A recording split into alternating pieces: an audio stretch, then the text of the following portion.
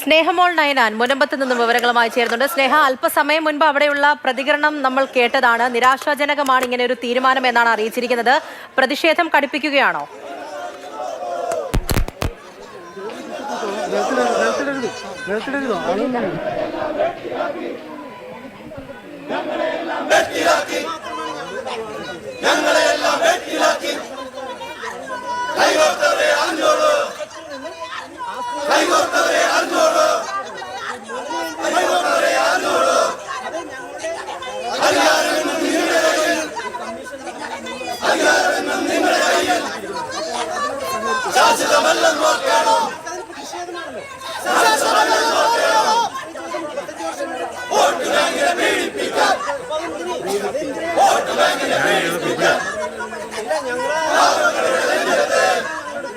മുനമ്പത്ത് വീണ്ടും പ്രതിഷേധം അരങ്ങേറുകയാണ്. നമ്മൾ അല്പസമയം മുൻപ് ഈ ജുഡീഷ്യൽ കമ്മീഷനെ നിയോഗിച്ചതുമായി ബന്ധപ്പെട്ടുള്ള പ്രതികരണം മുനമ്പത്ത് നിന്നും കേട്ടിട്ടുണ്ടായിരുന്നു. നിരാശാജനകം തന്നെയാണ്. എന്തിനാണ് ഇങ്ങനെ ഒരു കമ്മീഷൻ? ഇനിയും കാര്യങ്ങൾ നീണ്ടുപോവുകയല്ലേ എന്ന് അവിടെയുള്ളവർ ആശങ്കപ്പെടുന്നുണ്ടായിരുന്നു. ആ ഒരു പ്രതികരണം നമ്മൾ കേട്ടതാണ്. എന്തായാലും ഇങ്ങനെ ഒരു തീരുമാനത്തിന് വന്നതിന് പിന്നാലെ വലിയൊരു പ്രതിഷേധം ഇപ്പോൾ മുനമ്പത്ത് അരങ്ങേറുകയാണ്. സമരസമിതിയുടെ നേതൃത്വത്തിൽ പന്തം കുത്തിയുള്ള പ്രതിഷേധം ഇപ്പോൾ നടന്നുകൊണ്ടിരിക്കുകയാണ്. മന്ത്രിമാർ ഇപ്പോഴും മാധ്യമങ്ങളോട് സംസാരിച്ചുകൊണ്ടിരിക്കുകയാണ്.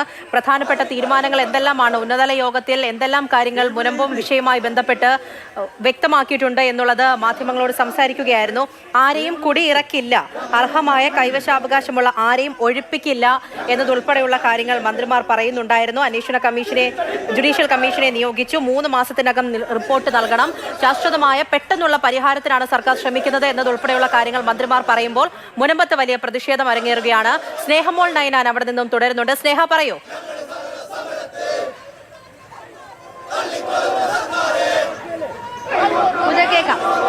സ്നേഹ, പറഞ്ഞോളൂ. വലിയ പ്രതിഷേധം നടക്കുകയാണ്. ഏതായാലും സർക്കാരിന്റെ തീരുമാനത്തിനെതിരെ വലിയ പ്രതിഷേധമാണ് പൂജ ഇവിടെ നടക്കുന്നത്. ഏതായാലും സമരക്കാർ പന്തം കൊളുത്തിയാണ് നിലവിൽ പ്രതിഷേധിക്കുന്നത്. ദൃശ്യങ്ങളിൽ കാണാവുന്നതുപോലെ ശക്തമായി തന്നെ മുന്നോട്ട് പോകാനാണ് അവർ തീരുമാനിച്ചിരിക്കുന്നത്. ഏതായാലും സമരത്തിൽ നിന്ന് പിൻവാങ്ങുന്ന കാര്യമില്ല എന്നാണ് അവർ പറയുന്നത്. സമരം തുടരാനാണോ തീരുമാനം? എന്താണ് നിലവിൽ തീരുമാനം? എന്താണ് സമരം തുടരാനോ? ശക്തമായി തുടരാനാണ് തീരുമാനം. എങ്ങനെ കാണുന്നു സർക്കാരിന്റെ തീരുമാനത്തെ? തീരുമാനം വളരെ മോശമായി പോയി. ഞങ്ങളുടെ റവന്യൂ ആവാസങ്ങൾ ഞങ്ങൾക്ക് തിരിച്ചു കിട്ടിയിട്ടില്ല. അത് ഞങ്ങളൊരു അന്തിമ തീരുമാനം വരണവരെ ഞങ്ങൾ സമരം ചെയ്യും. ജുഡീഷ്യൽ അന്വേഷണം എന്ന് പറഞ്ഞാൽ ചിലപ്പോൾ അവരെ പ്രീഡിപ്പിക്കാനോ അല്ലെങ്കിൽ വോട്ട് ബാങ്ക് നോക്കിയിട്ടായിരിക്കുള്ളൂ. ഞങ്ങളുടെ കാര്യങ്ങളൊന്നും അല്ലെങ്കിൽ ഞങ്ങളുടെ അവലാദികളോ ഞങ്ങളുടെ സങ്കടങ്ങളോ ഒന്നും കേൾക്കാൻ അവർക്ക് താല്പര്യം ഉണ്ടാവില്ല. സത്യസന്ധമായ ഒരു അന്വേഷണം നടത്തണമെങ്കിൽ പിന്നെയുണ്ട്. ഇതെന്ന് പറഞ്ഞാൽ ഒരു സമുദായത്തിന് വേണ്ടിയുള്ള പ്രീണനത്തിന് വേണ്ടിയുള്ള ഒരു അന്വേഷണമായിരിക്കുള്ളൂ. ഇത് സത്യസന്ധമായ ഒരു അന്വേഷണമായിരിക്കുമല്ലോ എന്നാണ് ഞങ്ങളുടെ ബോധ്യം. ഏതായാലും ഇവർ പറയുന്നതനുസരിച്ച് ആരെയും പ്രീതിപ്പെടുത്താൻ വേണ്ടിയിട്ടല്ല, തങ്ങളുടെ റവന്യൂ അവകാശങ്ങൾ, തങ്ങൾക്ക് നേടിയെടുക്കേണ്ട ന്യായമായ അവകാശങ്ങൾക്ക് വേണ്ടിയുള്ള പോരാട്ടമാണ് എന്നാണ് പറയുന്നത്. ശക്തമായി തന്നെ സമരം മുന്നോട്ട് പോകാനാണ്. ഞാൻ ഇവിടുത്തെ ഞാൻ എറണാകുളത്ത് നിന്ന് സമരം കാണാൻ വന്ന ആളാണ്. ആ സമയത്താണ് ഇതിപ്പോ ഇവിടെ സംഭവിച്ചിരിക്കുന്നത്. ഇതിനാണ് മുമ്പ് നിസാർ കമ്മീഷൻ റിപ്പോർട്ടും ഇതൊക്കെ മുൻപ് അച്യുതാനന്ദ ഗവൺമെന്റ് ചെയ്തതാണ്. അതിനാൽ ഉപരി ഈ ജുഡീഷ്യൽ അന്വേഷണം വെറും പ്രശ്നമാണെന്ന് എല്ലാവർക്കും അറിയാം. കാരണം എത്രയോ ജുഡീഷ്യൽ അന്വേഷണങ്ങൾ ഇവിടെ പല കൊലപാതകങ്ങൾ പല കാര്യങ്ങളും ഇവിടെ വന്നിട്ടുണ്ട്. അതൊക്കെ എത്രയോ വർഷം നീണ്ടുപോയ കാര്യങ്ങൾ. ഇതൊരു വിവാദത്തെ മാത്രം പിടിപ്പിക്കാൻ വേണ്ടി മാത്രം ചെയ്യുന്നു, വോട്ട് ബാങ്കിന് വേണ്ടി മാത്രം ചെയ്യുന്ന ഒരു കാര്യമാണെന്ന് മനസ്സിലായി. ഇപ്പൊ ഞങ്ങൾക്ക് ഇതിൽ വിശ്വാസമില്ല. ഇനി വരാൻ പോണത് 25-ാം തീയതി ശീതകാല സമ്മേളനം വരുമ്പോൾ ഡിസംബർ 20-ാം തീയതി വരെ നടക്കുന്ന ആ ശീതകാല സമ്മേളനത്തിൽ നരേന്ദ്രമോദി ശക്തമായ അമിത്ഷായും ശക്തമായി ഈ നിയമം കൊണ്ടുവന്ന് ഈ നിയമം പാസ്സാക്കി കഴിഞ്ഞാൽ ഇവിടുത്തെ ജനങ്ങൾക്ക് വളരെ വ്യക്തമായി ജനങ്ങൾക്ക് രക്ഷ കിട്ടും. ഇല്ലെങ്കിൽ കേരളത്തിലെ പല ഭൂമികൾ ഇതുപോലെ നഷ്ടപ്പെടും. അത് നഷ്ടപ്പെടാതിരിക്കണം വേണ്ടി നിയമപരമായിട്ട് പാർലമെന്റിൽ പാസ്സാവുകയും ഇത് ആ നിയമം മൂലം പാസ്സാകുകയും ചെയ്താൽ മാത്രമേ. കാരണം ഇവിടുത്തെ കേരള ഗവൺമെന്റ് ഇതൊന്നും ചെയ്യാനില്ല എന്ന് എല്ലാവർക്കും അറിയാവുന്ന കാര്യമാണ്. വേറെ ഒന്നും ഇവിടെ സംഭവിക്കാൻ പോകുന്നില്ല. അതുകൊണ്ട് ഈ ഗവൺമെന്റിന് നമ്മൾ അവിശ്വാസത്തിന്റെ കാര്യത്തിൽ മാത്രമല്ല ഒരു മതവിവാദത്തെ മാത്രം പ്രീണിപ്പിക്കാവുന്ന രൂപത്തിൽ ചെയ്തുകൊണ്ട് വളരെ വിഷമകരമായി തന്നെയാണ് 40 ദിവസം പിന്നിട്ട് ഈ സമരം വീണ്ടും ഒരു അത്യാവശ്യമായ സമരത്തിലേക്ക് പോവുകയാണ്. അത് ഇനി വീണ്ടും രൂക്ഷമാകാനാണ് സാധ്യത. അത് രൂക്ഷമാകും എന്ന് തന്നെയാണ് പറയാനുള്ളത്. എന്തായാലും സർക്കാർ നേരത്തെ പറഞ്ഞിരുന്നല്ലോ, ആരെയും ഭൂമിയിൽ നിന്ന് ഇറക്കി വിടില്ല എന്നൊരു ഉറപ്പ് സർക്കാരിന്റെ ഭാഗത്തുനിന്നുണ്ടായിരുന്നല്ലോ. ഒരു കാര്യം, ഒരു ഭൂമിയിൽ നിന്ന് ഇറക്കി വിടില്ല എന്ന് മാത്രം പറഞ്ഞതുകൊണ്ട് ഈ പ്രശ്നം അവസാനിക്കുന്നില്ല. അപ്പോൾ ഇവരുടെ റവന്യൂ അധികാരം ആര് ഉണ്ടാക്കും? ഈ റവന്യൂ ഇവരുടെ നികുതികൾ സ്വീകരിക്കാത്തതിനെ പറ്റി എന്താണ് ഒരു തീരുമാനം എടുക്കാത്തത്? അത് ഗവൺമെന്റ് തീരുമാനം എടുക്കാമല്ലോ, അത് എടുക്കുന്നില്ലല്ലോ. അപ്പൊ അത് ഒരു മതവിഭാഗത്തെ പ്രീണിപ്പിക്കുക, അത് മാത്രമാണ് ഇവിടെ നടന്നുകൊണ്ടിരിക്കുന്നത്. MLA ആയാലും MP ആയാലും എല്ലാവരും ഈ സമരത്തിൽ ആരും തന്നെ ഇതിൽ ബന്ധപ്പെടുന്നില്ല. കാരണം ഒരു വിഭാഗത്തെ മാത്രം പ്രീണിപ്പിക്കാൻ.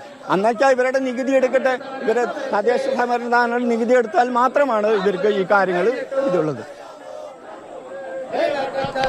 ചേട്ടാ, എങ്ങനെ സമരം ഘടിപ്പിക്കാനാണ് തീരുമാനിച്ചിരിക്കുന്നത്? ഇനി ഞങ്ങളുടെ പ്രതീക്ഷകളെല്ലാം വിട്ടുപോയി. ഇന്നത്തെ ചർച്ചയായിരുന്നു നമ്മൾ പ്രതീക്ഷ വെച്ചിരുന്നത്. പക്ഷെ അതിപ്പോ ഞങ്ങളൊക്കെ ഒരു ചതിവാരി ചെയ്ത് വെച്ചേക്കണത്.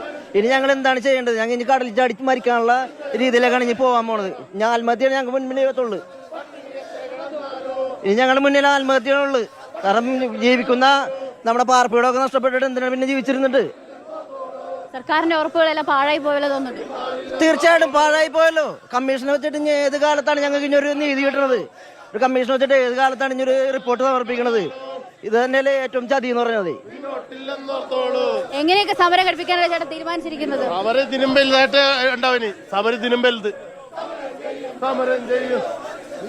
സമരം ചെയ്യും, നീതി കിട്ടാറ് ഞങ്ങൾ സമരം ചെയ്യും. ഇത്രയും ദിവസം സമരം ഒരു റിലേ നിരാഹാര സമരമായിരുന്നു. ഇനി തുടർന്ന് എങ്ങനെയൊക്കെ ഘടിപ്പിക്കാൻ തന്നെ ഇതേപോലെ തന്നെ പോകും മുന്നോട്ട്. ഞങ്ങളുടെ ജീവനിൽ കൊക്കിലും ജീവനുള്ള ആലം വരെ ഞങ്ങൾ സമരം ചെയ്യും. ഞങ്ങൾക്ക് ഭൂമി കിട്ടാലും വരെ ഞങ്ങൾ സമരം ചെയ്യും. മരിക്കണ്ടോന്നല്ല ഞങ്ങൾ സമരം ചെയ്യും. എങ്ങനെ കാണുന്നു സർക്കാരിന്റെ ഈ തീരുമാനത്തെ? വലിയ പ്രതീക്ഷയിലായിരുന്നല്ലോ നിങ്ങൾ. വളരെ പ്രതീക്ഷയില്ല. പക്ഷേ പ്രതീക്ഷകളെല്ലാവരും ഞങ്ങളെ മണ്ടന്മാരാക്കി. കേരളത്തിലുള്ള ജനങ്ങളെ മൊത്തം മണ്ടന്മാരാക്കി സംഘ സർക്കാർ. അവർക്കും ചെയ്യാൻ പാടില്ല. ഇന്ന് ഞങ്ങൾക്ക്, നാളെ മറ്റുള്ള ആൾക്കാർക്ക്. അത്രയുള്ളൂ. അവർ ചൂണ്ടിക്കാണിക്കുന്ന ഭൂമി മുഴുവൻ അവർക്ക് ശരിയാവണെങ്ങനെ? ഇന്ത്യയുടെ പകുതി മുക്കാലും ഇന്ന് ബക്ക ബോർഡിന്റെ കയ്യിലായി. എങ്ങനെ വന്ന്? ഇന്ത്യ എന്ന മഹാരാജ ആരുടെ ഭൂമിയാണ്?